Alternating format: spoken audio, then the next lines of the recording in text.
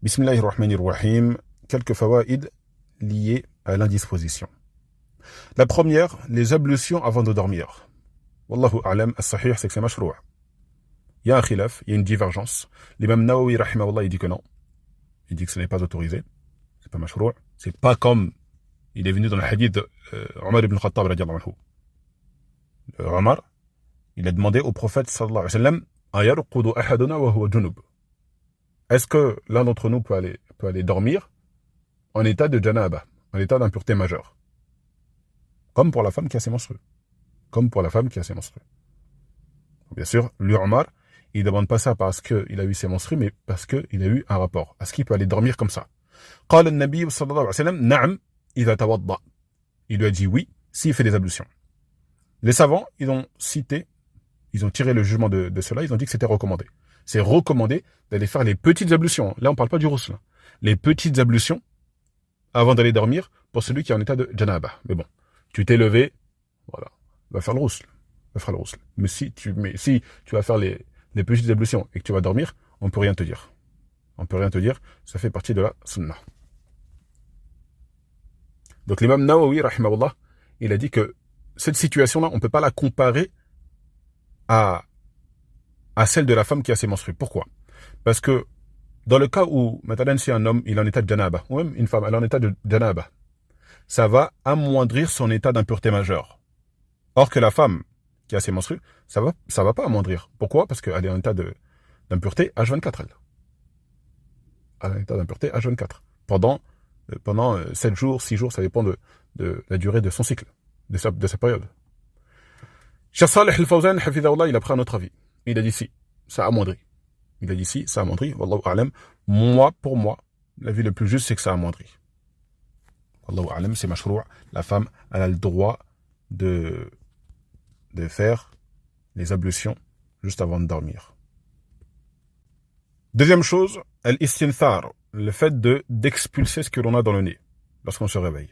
قال النبي صلى الله عليه وسلم إذا استيقظ أحدكم من منامه فتوضأ فليستنثر 3 مرات فإن الشيطان يبيت على خياشيمه في رواية خيشومه. Donc, comme on l'avait vu, la personne qui se réveille, elle se doit, wallahu a'lam, c'est obligatoire, elle se doit donc d'expulser shaitan qui est dans cet endroit de son corps. Dans son nez. Et encore une fois, ne demandez pas le comment. Ça touche au monde de l'invisible. Le prophète, on le croit, on s'arrête là, c'est tout. Toi, fais juste les causes pour que le shaitan ne reste pas dans cet endroit de son corps. Parce qu'en tous les cas, il est là. Que tu demandes comment ça se fait, etc. Shaitan, il est là le matin, dans ton nez. Donc faites attention. Troisième chose que l'on peut citer, les adorations de nuit. Alors certaines femmes qui sont indisposées, c'est, comme on a fait déjà la remarque, c'est comme si elle n'appliquait plus Sunnah, elle était sortie d'islam. Non, tu es toujours une musulmane. Tu peux lire un livre la nuit, tu peux lire le Coran comme on avait vu la nuit. Et les adorations de nuit, ça a une saveur qu'on ne trouve pas dans la journée.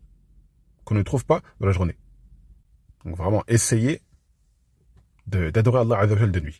Même si vous êtes allongé, les yeux fermés, vous dites Subhanallah, Alhamdulillah, Astaghfirullah.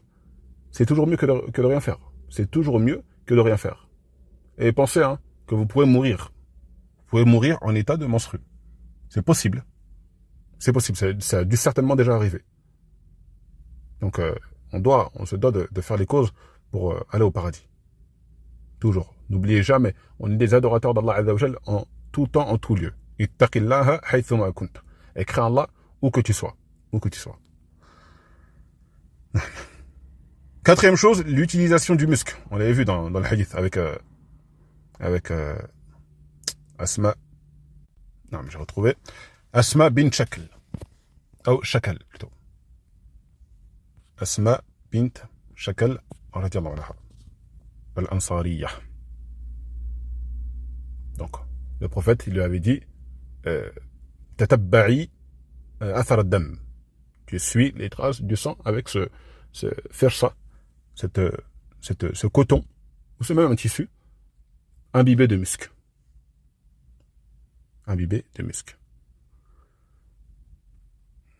Un autre point, et ce sera l'avant-dernier, Inch'Allah ta'ala, des pertes après les menstrues.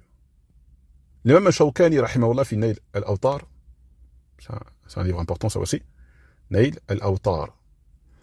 Il a dit que, dans le sens, que si jamais ces pertes, elles survenaient pendant que la personne, la femme, elle était en état de menstru, c'était compté dans la période de menstru.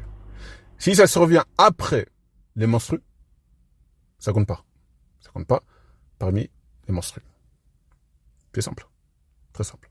Donc quand c'est un peu avant, c'est juste un peu avant, c'est voilà, la femme ressent les prémices des menstrues, elle ressent les prémices des menstrues, elle voit cela sortir, ça compte parmi ses menstrues. Ça compte parmi ses menstrues.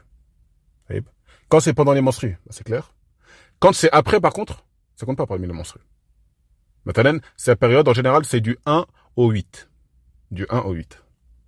Si le 20 elle a ces pertes, elle ne les compte pas parmi ses menstrues. Elle n'est pas en période de menstrues, d'indisposition.